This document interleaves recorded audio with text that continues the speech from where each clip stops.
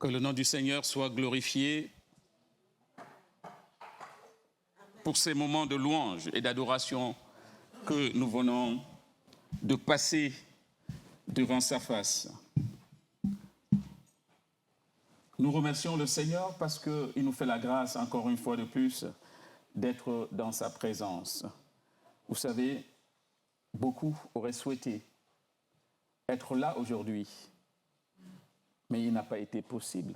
Certains sont sur des lits de maladie, d'autres ne sont même plus de ce monde.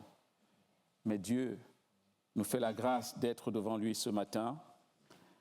Et cette grâce, nous devons la mettre à profit pour racheter le temps, pour que chaque moment de notre vie serve à la gloire de notre Dieu. C'est pour cela que ce message que je vais vous apporter ce matin, oui, ce sera un peu particulier, parce que c'est un message qui va mettre sans doute le doigt où ça fait quelquefois mal. Mais c'est nécessaire si nous voulons marcher dans la volonté parfaite de Dieu. Nous allons parler ce matin des 7 choses que Dieu a en horreur. Les 7 choses que l'Éternel est. C'est vrai, quand j'ai lu ces passages, je me suis dit, oh, ça doit être quelque chose de terrible, d'avoir des choses que le Seigneur ne souhaite pas voir dans la vie de ses enfants. Mais en même temps, si nous voulons plaire à notre Dieu, si nous voulons marcher dans sa volonté, nous devons apprendre à connaître le cœur de Dieu. C'est pour ça que j'étais encouragé à aller un peu plus loin et à parcourir ces 7 choses que le Seigneur a en horreur. Pas pour tout simplement peut-être vous effrayer, non, c'est tout simplement nous donner l'opportunité de marcher encore dans la volonté parfaite de notre Dieu. Parce que c'est à cela que nous sommes appelés en tant qu'enfants de Dieu. Dieu regarde en permanence la vie de ses enfants et le projet que l'Éternel a pour chacun de ses serviteurs, c'est que leur vie glorifie leur Dieu. C'est à cela que nous travaillons tous les jours. C'est pour ça que nous sommes dans cette église aujourd'hui. C'est pour que, au final, nos vies soient en conformité avec le Seigneur. Parce qu'il a fait des projets de bonheur. Fort heureusement, il n'a pas fait des projets de malheur. Nous devons découvrir ces projets. Nous devons chercher ces projets que le Seigneur a formulés pour chacune de nos vies, afin de nous y conformer. C'est le secret du bonheur, tout simplement parce qu'il a fait ce projet pour le bonheur de chacun de ses enfants que nous sommes. Que le nom du Seigneur soit glorifié. Oui, Dieu vit au milieu des louanges de son peuple. Et il souhaite que chacun de ses enfants soit à l'image du Seigneur Jésus. Nous avons vu qu'il s'est donné par amour. Il est descendu de son ciel, où il trônait en majesté. Il est venu sur cette terre. Il a pris la condition humaine. Tout cela parce qu'il voulait nous donner l'exemple. Il voulait qu'on marche à sa suite. Il voulait montrer que c'est possible de marcher dans une vie de sainteté. C'est pour ça que la parole de Dieu nous rappelle que Christ est notre modèle et nous devons marcher à sa suite. Si le peuple de Dieu veut marcher de manière à plaire à Dieu, oui, nous devons creuser les Écritures. Nous devons aller un peu plus loin et connaître ce que le Seigneur voudrait nous apprendre au travers de toute cette parole qui est déjà contenue dans les Saintes Écritures. Et une de ces paroles, c'est celle que je vais vous partager ce matin, dans Proverbe 6, concernant, comme j'ai pu vous l'annoncer, les 7 choses que l'Éternel est, et même et cette chose qu'il a en horreur. Oui, il y a des attitudes et comportements que Dieu réprouve. Ces attitudes et ces comportements sont cités plus précisément dans le Proverbe 6, du verset 16 à 19. Que disent ces quelques versets? Il y a 6 choses que hait l'Éternel, et même 7 qu'il a en horreur. Premièrement, les yeux hautains, la langue menteuse, les mains qui répandent le sang innocent, le cœur qui médite des projets iniques, les pieds qui se hâtent à courir au mal, le cœur qui médite des projets iniques, les pieds qui se hâtent à courir au mal. Excusez-moi, j'ai relu 2 fois. Le faux témoin qui dit des mensonges. Et celui qui excite les querelles entre frères. C'est vrai que quand j'ai lu ces passages, j'ai demandé au Seigneur, mais peut-être qu'il n'y a rien de nouveau en tant que chrétien. Et en creusant, il y a de la matière. En creusant un peu, parce que quand le Seigneur dit quelque chose, il faut toujours aller un peu plus loin avec lui, demander au Saint-Esprit, mais qu'est-ce que tu as enseigné à ton peuple, à m'enseigner au travers de cette parole? Les yeux hautains, c'est la première chose que l'Éternel réprouve. L'orgueil, encore l'orgueil, donne d'avoir des yeux hautains. Et l'homme orgueilleux, bien sûr, il va se considérer supérieur aux autres. Alors que la parole de Dieu dit que le plus grand doit être le serviteur de tous. C'est paradoxal, parce que dans le monde, le plus grand, c'est celui qui écrase tout le monde. Mais dans la maison de Dieu, le plus grand, c'est celui qui lave les pieds de ses frères. C'est le Seigneur Jésus qui nous a montré cet exemple avec, quand il lave les pieds de ses apôtres. Oui, la tendance de l'orgueilleux, c'est le mépris de son prochain. Il a un esprit de suffisance. Il croit que ce qu'il a est exclusivement du fait de sa force, de son intelligence. Et même quand il fait des projets sans Dieu. Il ne compte que sur sa propre capacité. Mais la colère de Dieu est sur un tel homme. La colère de Dieu est sur un tel homme. Parce qu'il ne fait aucun cas de son Dieu. Et Proverbe 16, 5 va préciser ceci en disant « Tout cœur hautain est en abomination à l'Éternel. » Ce sont des paroles peut-être dures ce matin, mais c'est la parole de Dieu. Tout cœur hautain est en abomination à l'Éternel. Certes, il ne restera pas impuni. Nous avons ici le cas d'un homme qui était suffisant. Il était suffisant. C'est écrit ici dans Luc 12. Il avait engrangé de grands biens et de grandes récoltes.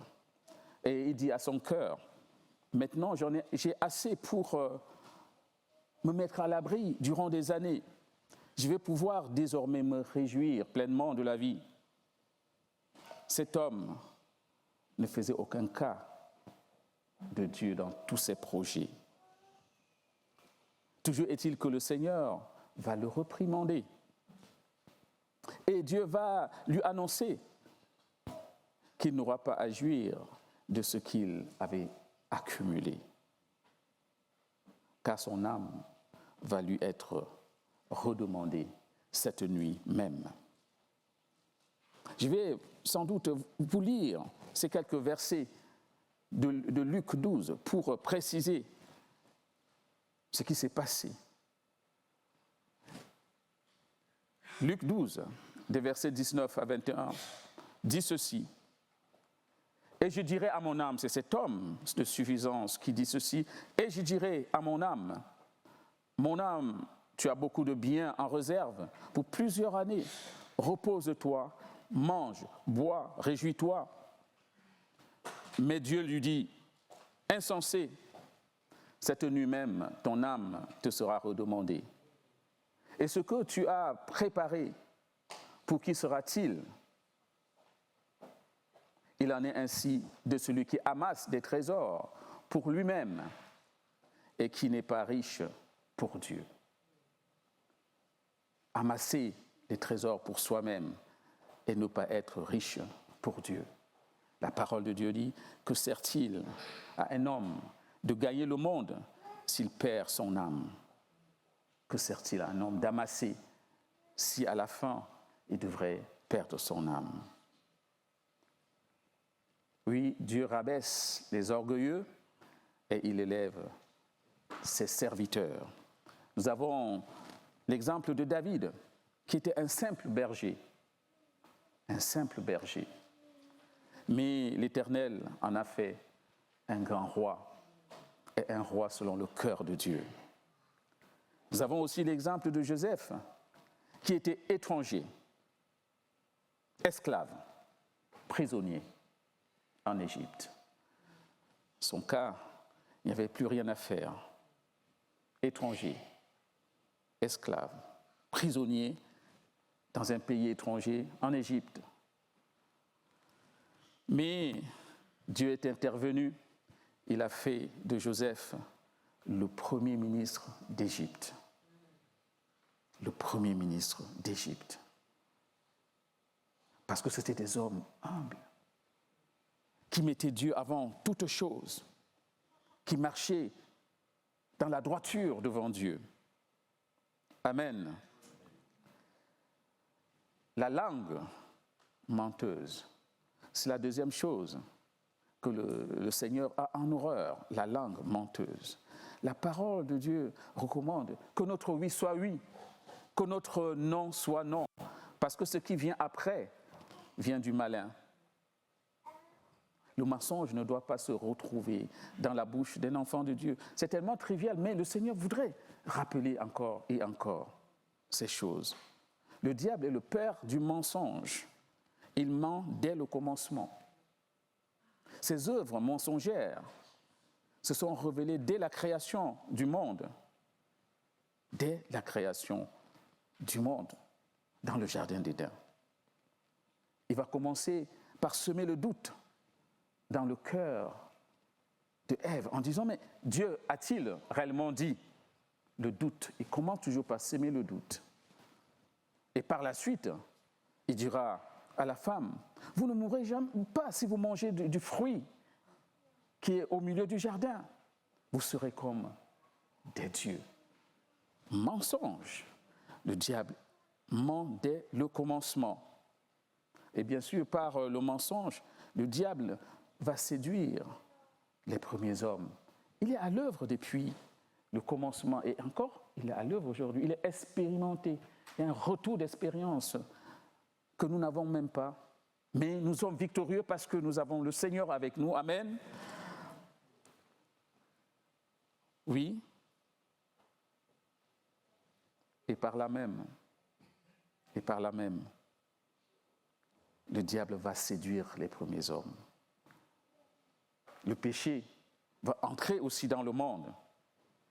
Et avec le péché, la mort. Voilà l'œuvre du mensonge le mensonge entraîne la mort. Parce que le diable est le père du mensonge. Mais nous ne sommes pas les enfants du diable, nous sommes les enfants de Dieu. Nous sommes les enfants du Seigneur.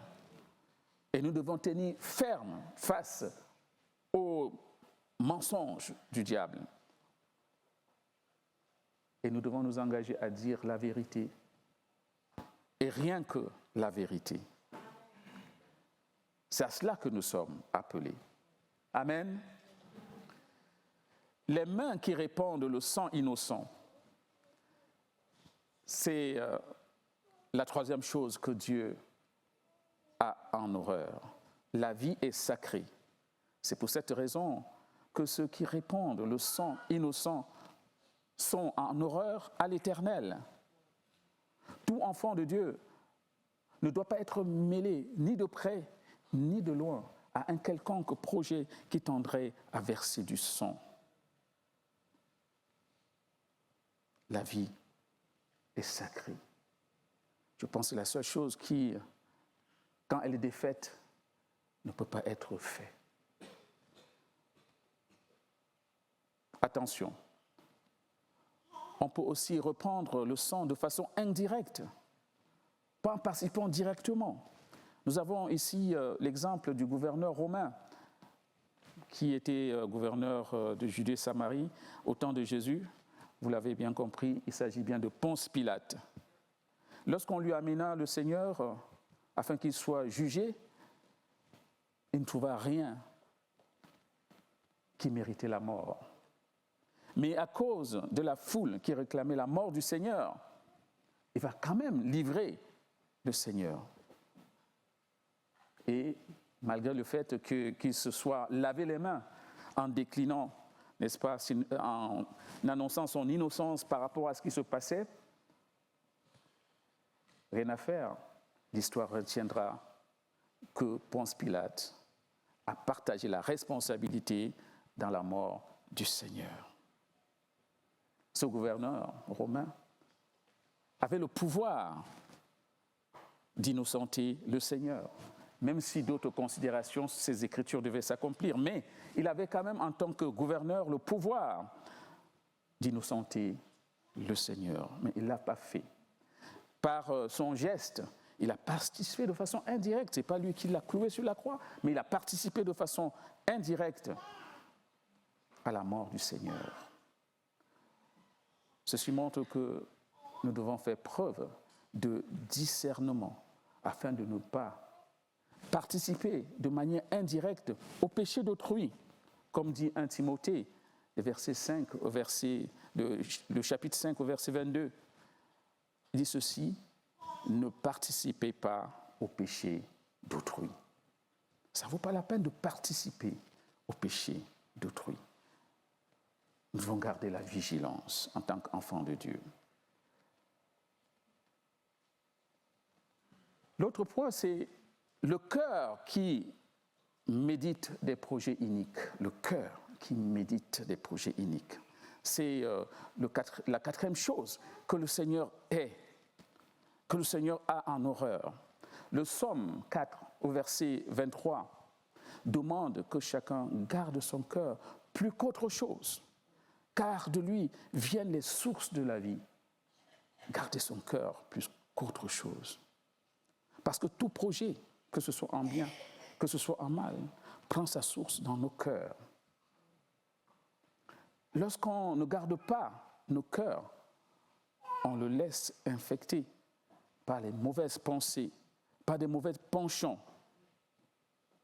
Et ces mauvaises pensées, ces mauvais penchants engendrent toutes sortes de malices.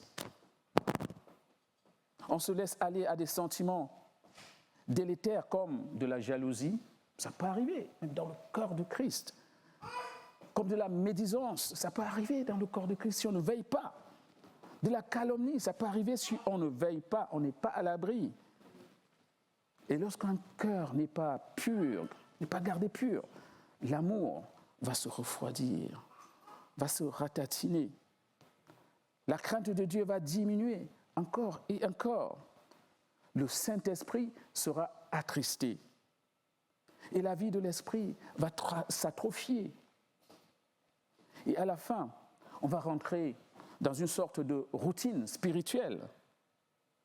On va faire des choses désormais par habitude et non plus dirigées par l'Esprit de Dieu. Tout simplement parce qu'on n'a pas veillé sur son cœur. Matthieu, chapitre 15, les versets 18 à 20, nous rappellent l'importance de garder nos cœurs purs.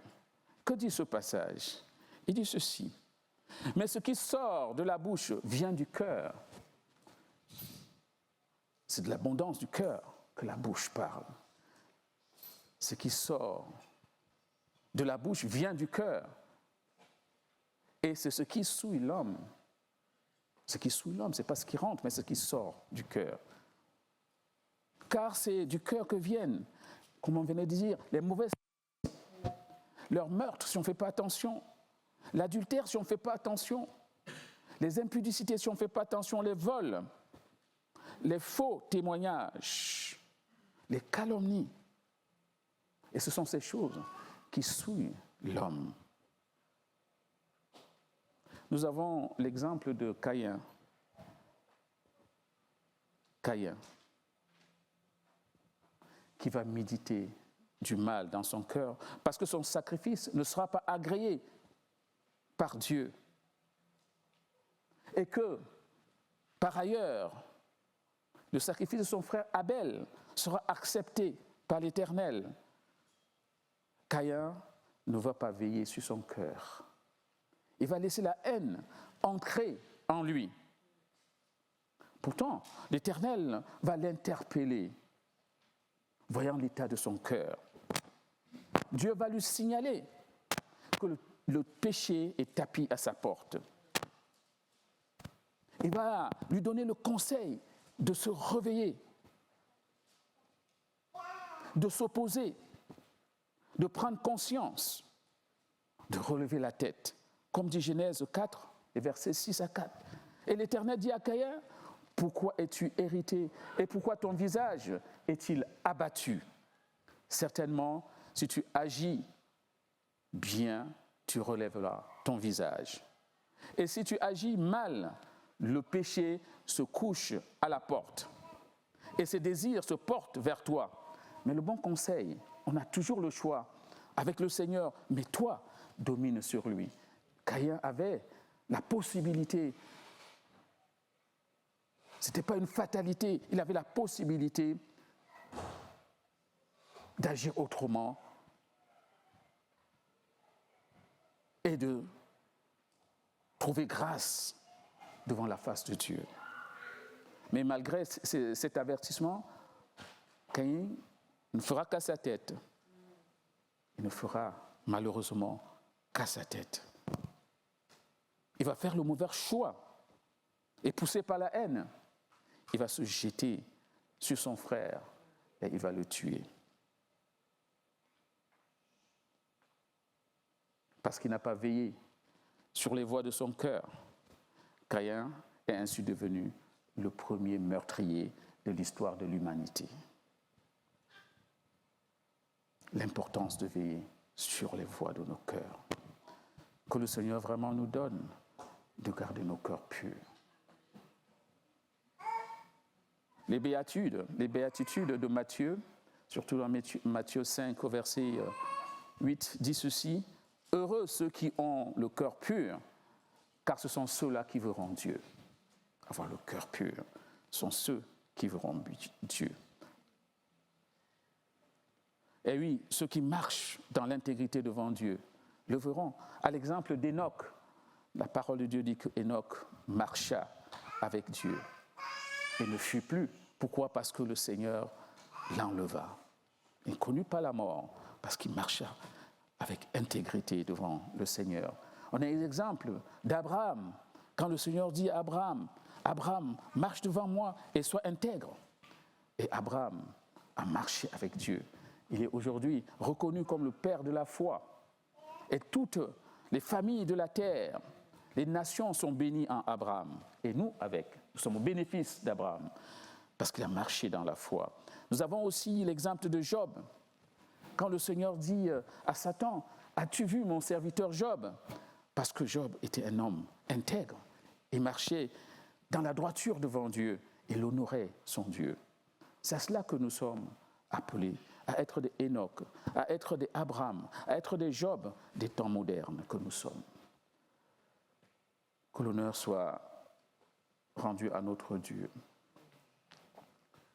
L'autre point, c'est les pieds qui se hâtent à courir au mal.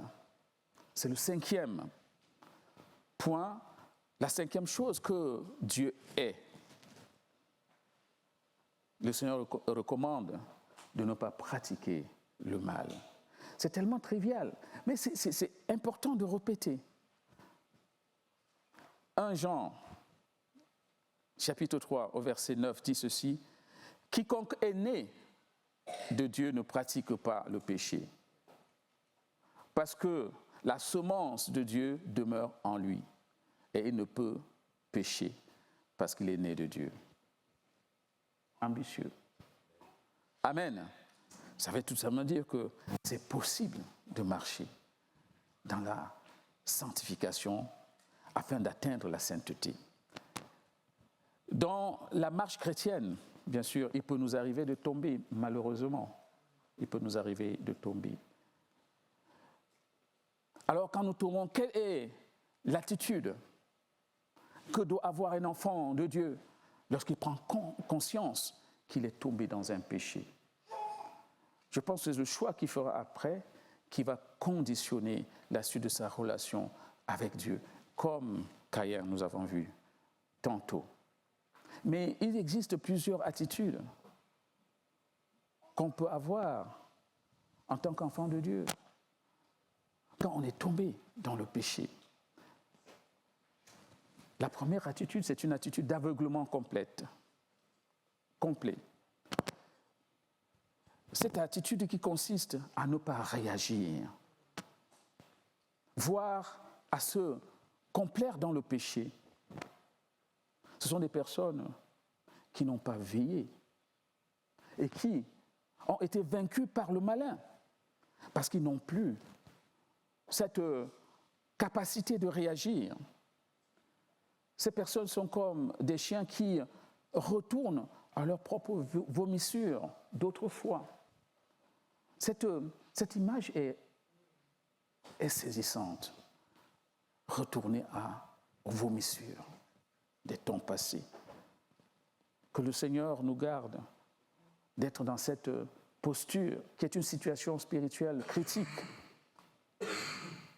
Des hommes qui ne réagissent pas face à la situation de péché dans laquelle ils sont en danger spirituel. Ils ont besoin que le Seigneur leur vienne en aide. Parce que si rien n'est fait, en ce jour-là, quand le Seigneur reviendra, on a l'habitude de lire ces passages, mais dans Matthieu 7, verset 26, le Seigneur dit « Je ne vous ai jamais connu. Retirez-vous de moi, vous qui commettez d'iniquité. » Quand je lis ces passages, je frémis, parce que c'est tellement fort, c'est tellement abrupt. Ce sont des personnes qui ont marché avec le Seigneur, qui ont été parmi nous, qui s'entendront dire « Je ne vous ai jamais connu par le Seigneur ». Nous devons travailler à notre foi, nous devons travailler à notre salut. Une autre attitude consiste à demander pardon, certes, pour nos péchés, mais sans prendre une ferme résolution de s'en séparer. Ce serait comme tenter Dieu, en fait. On demande pardon, mais on sait que de toute façon, on va y retomber, on va y retourner. C'est pour ça que Jude, chapitre 1, verset 23, dit ceci, qu'il faut haïr le péché jusqu'à la tunique souillée par la chair. Ça doit être un réflexe de survie pour nous. Lorsqu'un péché est confessé, sans une ferme résolution de s'en séparer, le diable viendra. Il ne fait que ça depuis la nuit des temps. Il viendra encore. Et à la fin, cette personne sera comme prisonnière dans la captivité du malin. C'est pour ça que lorsque tu confesses un péché qui te tient, qui colle à la peau, prends la résolution, malgré tout, de ne plus y retourner. Prends cette résolution en comptant sur tes propres forces, mais en comptant sur la force et la puissance de Dieu, parce que nous ne sommes pas seuls, Dieu avec nous. Le Dieu des délivrances. Quel que soit le lien qui te tient captif du péché, Dieu est capable de t'en débarrasser. Viens à lui simplement et avec foi, et il le fera. L'attitude que nous devons La troisième, c'est l'attitude que nous devons avoir, gloire au Seigneur. C'est une attitude qui consiste à reconnaître son péché devant Dieu, le regretter. Vous savez pourquoi on regrette? Parce que le péché est une offense à notre Dieu. Prendre la résolution d'abandonner ce péché. Croire avec foi que Jésus est mort afin que ton péché soit pardonné. Croire que le sang de Jésus lave de toute laisser tout sentiment de culpabilité au pied. Quelquefois, continue à porter phrase. C'est sentiment de remercier le pour son don. 1 Jean 2 dit ceci.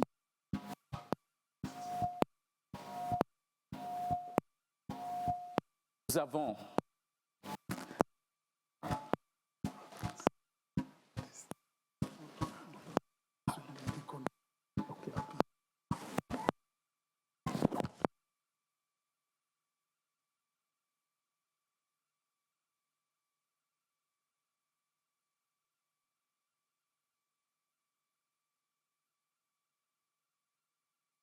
des réglages techniques quelquefois.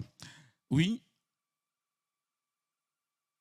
Jean 2, 1 Jean 2 dit ceci. Nous avons un avocat auprès du Père.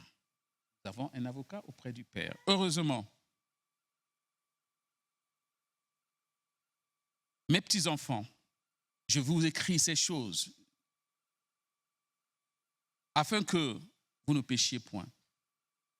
Et si quelqu'un a péché, nous avons un avocat auprès du Père, le Seigneur Jésus lui-même.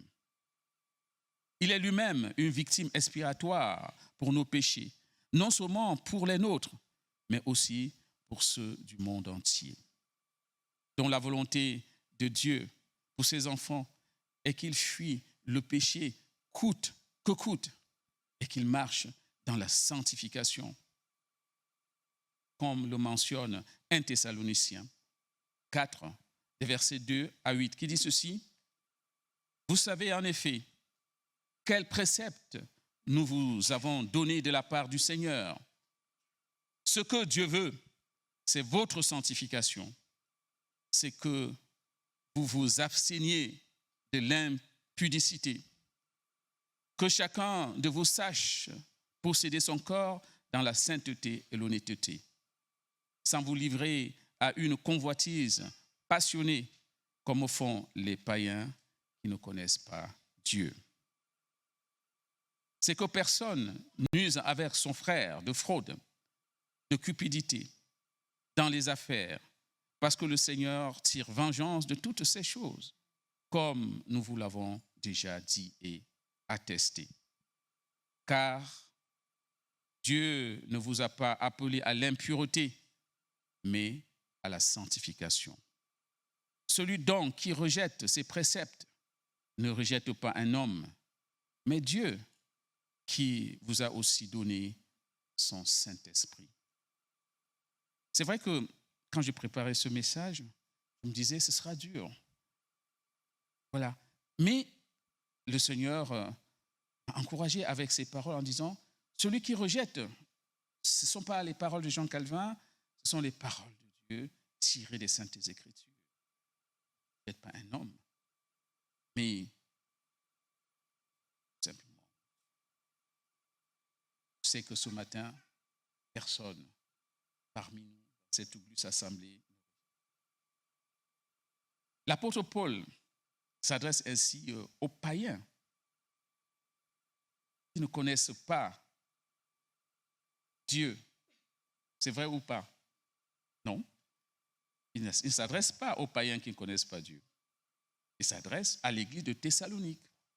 Ça veut dire en fait que tout ce que je viens de dire s'adresse aussi à l'église Toulouse-Ouest. Amen. L'accent est mis ici sous l'importance de marcher dans la sanctification. Parce que si la sainteté est un état, Dieu est saint. La sanctification est un processus. Ce processus qui nous permet de rentrer dans la sainteté et de nous maintenir dans la sainteté tout au long de notre marche avec le Seigneur. Et l'ennemi de la sainteté, c'est le péché. La sainteté est un des attributs de la sainteté. Notre Dieu est saint et nous devons être à l'image de notre Père. Et Dieu et le péché ne peuvent cohabiter. Et ce qui est aussi, on va dire, impressionnant, et le privilège que nous avons devant la face de Dieu, c'est que nos corps sont le temple du Saint-Esprit, le temple de Dieu.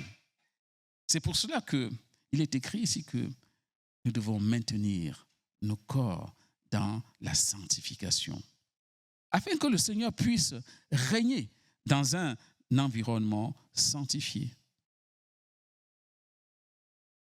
C'est pour cela que l'apôtre met l'accent tout particulier sur la pureté de nos corps, car nos corps sont le temple du Saint-Esprit. Que le Seigneur nous donne vraiment à rentrer dans cette dimension où nos corps sont en permanence un corps sanctifié, où le Saint-Esprit pourra s'exprimer pleinement en tout temps, quelles que soient les circonstances. C'est comme ça que nous pourrions aussi être utilisés puissamment par le Seigneur pour l'avancement de son royaume. Car Dieu ne nous a pas appelés à l'impureté, mais à la sanctification. Le faux témoin. Le faux témoin, c'est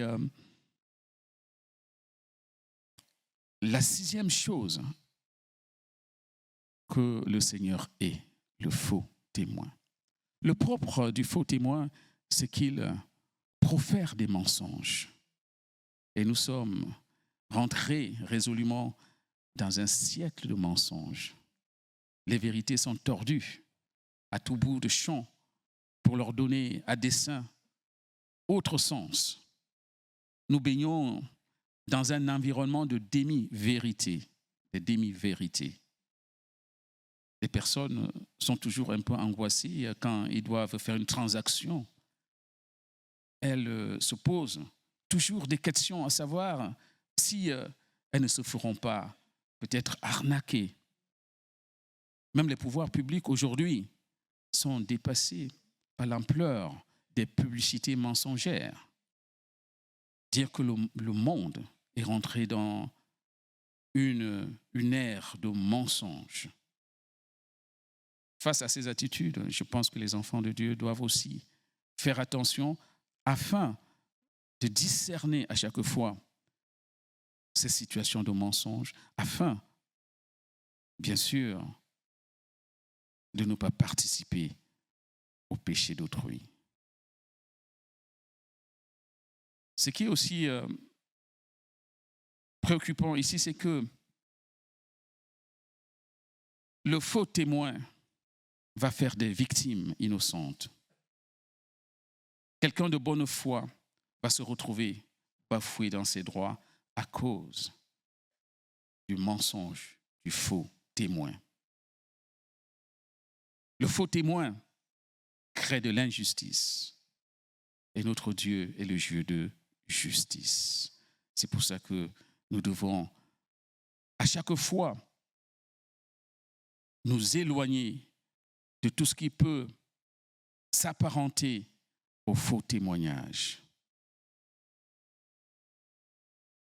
D'ailleurs, quand le jeune homme viendra demander au Seigneur Jésus ce qu'il fallait faire pour hériter la vie éternelle, oui, un des commandements que le Seigneur lui donnera, c'est « Tu ne diras point de faux témoignage » dans Marc 10, verset 16. Que le Seigneur nous garde de ce péché du faux témoignage. Amen.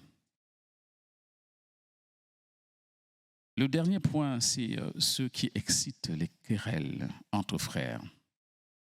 Ce qui excite les querelles entre frères. 7e chose que le Seigneur a en horreur.